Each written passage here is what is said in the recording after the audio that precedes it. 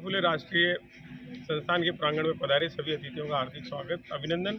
और ये याद दिलाना चाहूँगा कि आज सावित्रीबाई फुले की जयंती पर आप सब पधारे हैं यहाँ पर। और महिला शक्ति के रूप में अभी हाल ही में राजस्थान उच्च न्यायालय की जयपुर बेंच में आप सर्वाधिक वोटों से कार्यकारी सदस्य बनकर के और इनने महिलाओं की एक शक्ति आवाज़ को बुलंद किया है। और उसी कड़ी के रूप में इस तरह से आने वाले समय में कई महिलाएं और कई बालिकाएं जिनको आज यहाँ सम्मानित किया गया, वैसे आने वाले समय में न सिर्फ राजस्थान में बल्कि देश का और विश्व में अपना नाम रोशन करेंगे। इन्हीं शुभकामनाओं और के साथ धन्यवाद। मैडम, आप कुछ बताना चाह रही थी, जो आज सावित्रीबाई फुले का जन्मदिन है और काफ़ी लोग यहाँ पहुँचे हैं, तो इसके बारे में दो शब्द आप भी कुछ बताएं। देखिए, बहुत ही हर्षोल्लास का समय है। एक तरह से देखा जाए, मैं सावित्रीबाई फुले जी को प्रणाम करती हूँ उनकी पुण्यतिथि पर। आज का जो विषय रहा ये बहुत ही सौहार्दपूर्ण विषय था और सब लोगों ने बहुत ही अधिकाधिक संख्या में पधार कर प्रांगण में और कार्यक्रम की शोभा बढ़ाई है। जिस तरीके से सावित्रीबाई फुले जी ने समाज के लिए शिक्षा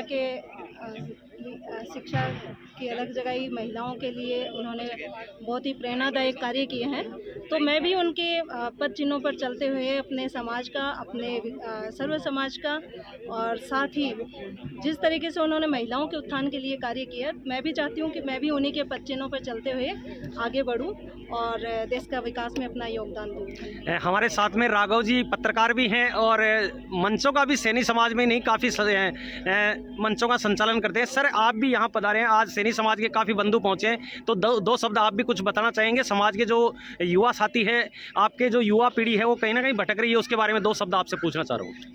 देखिए, सबसे पहले तो मैं ये कहना चाहूँगा कि युवा पीढ़ी जैसी भी जो थी, अभी युवा पीढ़ी बहुत सही रास्ते पर है। महात्मा ज्योतिबा फुले और माँ सावित्रीबाई फुले ने जो ज्योत जलाई थी, जो अलग जलाई थी, युवा खास करके आजकल उनका पालन करने लगे हैं। ये बहुत ही सुखद अनुभव है। हमारे समाज में जितनी अवेयरनेस आई है इन दिनों में, ऐसी अवेयरनेस मैंने कभी भी नहीं देखी। ये मैंने अनुभव किया है, क्योंकि मैं अपने आप को अभी युवा मानता हूँ। और ऑब्वियसली अगर आप सभी लोग जो इस वीडियो को देख रहे हैं, अगर मेरे को युवा मानते हैं, तो आप सभी लोग भी मेरी इस बात से एग्री करते होंगे कि यहाँ पर आजकल अपने समाज के प्रति लोगों में अवेयरनेस बहुत ज़्यादा आई है। इसका सबसे ताज़ा उदाहरण जब भी अभी आपने जो इंटरव्यू देखा, उस इंटरव्यू में यहाँ पर एडवोकेट संजू जी सैनी जो बात कर रहे हैं, एग्जीक्यूटिव मेंबर का चुनाव उन्होंने राजस्थान हाई कोर्ट से लड़ा।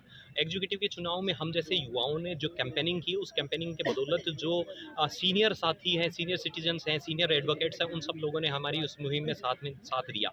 और आज एक हम लोग बहुत बड़ा रिकॉर्ड बनाकर उनकी जो जीत मिली है, उससे बहुत खुशी होती है। और इस जीत के बाद में देश के और अपने प्रदेश के तमाम बड़े नेताओं ने, बड़े उद्योगपतियों ने उनको मिलकर जो उनका हौसला अफजाई की, उन्हें बधाई दी है। बधाई देते हुए उनको आगामी हर प्रकल्प में जो सपोर्ट करने की बात कही है, उससे नो डाउट वो तो आगे बढ़ेंगी। उनको देखकर दूसरे लोग भी प्रेरणा लेंगे। तो ये सारा का सारा कहीं ना कहीं महात्मा ज्योतिबा फुले और माँ सावित्रीबाई फुले से जुड़ा हुआ है। मैं यही कहना चाहूँगा आपके दर्शकों को, सुदर्शन न्यूज़ के दर्शकों को, आप सुभाष जी ने मेरा इंटरव्यू लिया, इसके लिए मैं बहुत ही आपका आभारी भी हूँ। और सभी लोगों से ये कहना चाहूँगा कि वास्तव में इस तरीके के कार्यक्रम होते रहना चाहिए। यहाँ बहुमंजिला जो इमारत बन रही है, वो बहुउद्देशीय इमारत है। अगर समाज के लोग या अदर कोई भी लोग सुन पा रहे हैं, सारे समाज में मानता हूँ कि राजस्थान के सारे समाज बराबर होते हैं और उसी सारे समाजों के बच्चों को पढ़ने का अधिकार मिलना चाहिए, वो उच्च पोस्टों पर जाने चाहिए, उच्च पदों पर जाने चाहिए।